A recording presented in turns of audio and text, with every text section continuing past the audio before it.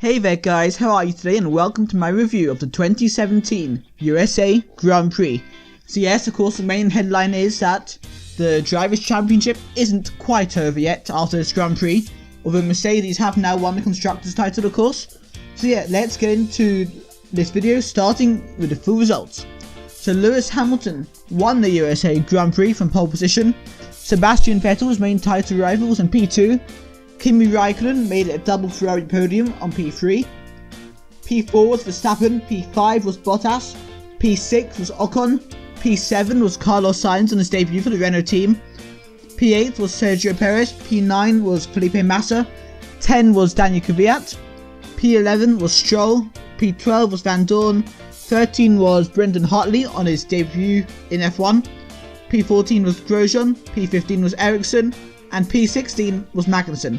Alonso, Ricciardo, Verstappen and Hulkenberg all retired from this Grand Prix. So now let's get into reviewing all the teams and their drivers and give you a story of the race.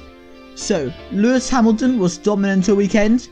He is now all but certain to win this year's World Championship. He just needs a 5th place at Mexico to guarantee it at this weekend's Grand Prix. And he got a very good pole position, but he didn't hold his lead into turn 1. He didn't have the best start, especially in comparison to Vettel. But by lap 6, Hamilton got past Vettel again with a good move. And he also overtook Verstappen while the Dutch driver was out of sync on a different strategy. So yeah, all round a pretty good weekend for Hamilton. He did do some of his regular complaining to the team about the strategy, about how Vettel got quite close to him again after the first round of pit stops. But that's Hamilton for you. But driving wise, I think he was fastest in all the sessions in practice, dominated qualifying, and overall dominated the Grand Prix. Pretty good. But as for his teammate, Valtteri Bottas, it was another fairly poor weekend for the Finnish driver. I think he has certainly been pretty chilled since getting his new contract a few weeks ago. But he did do some very good defensive driving on Ricciardo towards the start of the race. But he couldn't do it, he wasn't able to do it against Ferraris and also Verstappen towards the end of the race. But ultimately Mercedes have won the Constructors, so it doesn't really cost him. Although he did have an outside chance of winning the Drivers' Championship, I don't think that's really there anymore. Moving on to the Italian team, the Ferrari. So Vettel did have a good qualifying lap to get into P2, and he had a superb start, one of the best starts this season I would say. But he didn't quite have the pace that Hamilton had, and Hamilton was able to breeze past him on lap 6. And that seems to be a different story to the rest of the season, where generally the Ferraris have matched the Mercedes with race pace. But he did do a great overtake on Valtteri Bottas at turn 1 towards the end of the race to get onto the podium. And as for Kimi Raikkonen, his teammate, it was certainly one of his stronger weekends of the season. He was running P2 for a long time until the team orders made him go into P3, so Vettel get P2. He also made a good move on Bottas towards the end of the race, so Bottas was clearly struggling with his tyres. So yeah, it was a decent weekend for Ferrari all around, but not enough to really give Vettel a good fighting chance in the championship. They had to beat Hamilton this weekend, and sadly for them that didn't happen. Moving on to Red Bull, well, Daniel Ricciardo was in a big fight for second place. I think that was the story of the race. I think Hamilton dominated for first place most of the time, and there was a big fight for second place. But then Ricciardo's engine let go on lap 14, and that was pretty much it. But he did give us fans some great aggressive racing, especially trying to get past Bottas at turn 1 a couple of times. He ultimately didn't do it, but it was pretty cool to watch. And I guess he'll hope his luck improves when we get to Mexico at the weekend. Now, Max Verstappen, here is my drive of the day. Started P16 after penalties for changing his engine, and he wasn't happy with P6 in qualifying. But what a great race to get up to P4. And in reality, P3, I should explain that. He overtook Raikkonen in the final sector, or the final lap. But he did cut the corner. I think he did cut the corner, but I would also say other drivers were doing similar things in qualifying and the race and didn't get penalties. So I'd say Verstappen's penalty was harsh for his corner cutting as he overtook Kimi Raikkonen. And that denied him a podium. But still a great day. So yeah, tell me in the comments or on Twitter or whatever. Do you think Verstappen should have got that 5-second penalty or not? I don't know if he should have, but tell me anyway. Moving on to Force India. Well, double point finish for them. So no real complaints there. They both had some really close racing with Sainz, and ultimately Esteban Ocon, despite being ill all weekend, finished the best of the rest behind the Mercedes, the Ferraris and the Red Bulls. So yeah, we're pretty happy with his P6. While Sergio Perez asked to be allowed to race his teammate, but I don't think he got permission. He never got to overtake Ocon. And yeah, I would say that situation was well controlled by Force India.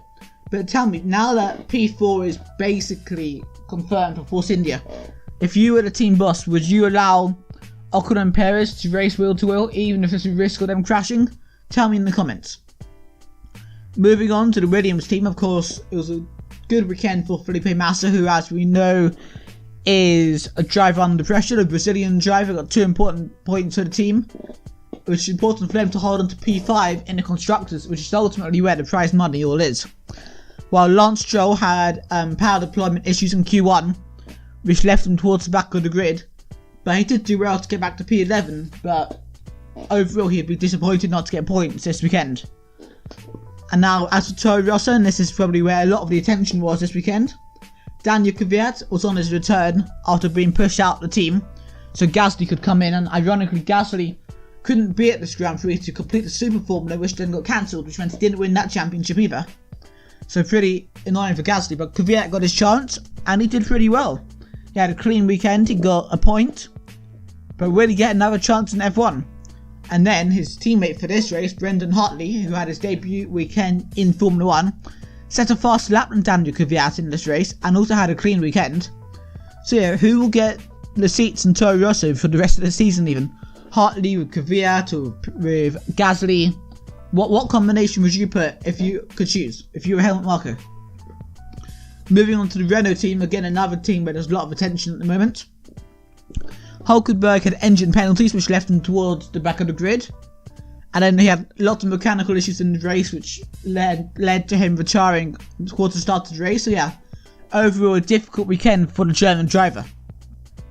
While Carlos Sainz had his debut race for the Renault team after his move from Toro Rosso, which to be honest we only thought was going to happen next season, but it's happened now.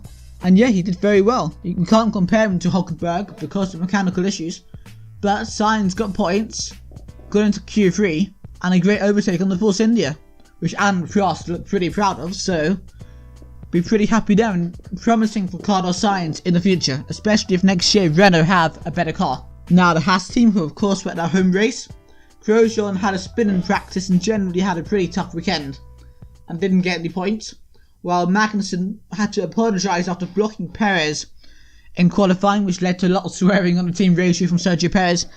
And then Magnussen crashed with a Sauber of Ericsson in the Grand Prix. So yeah, not the best weekend for the Haas F1 team at the home race. Donald Trump won't be too proud, and yeah, they'll be hoping some improvements.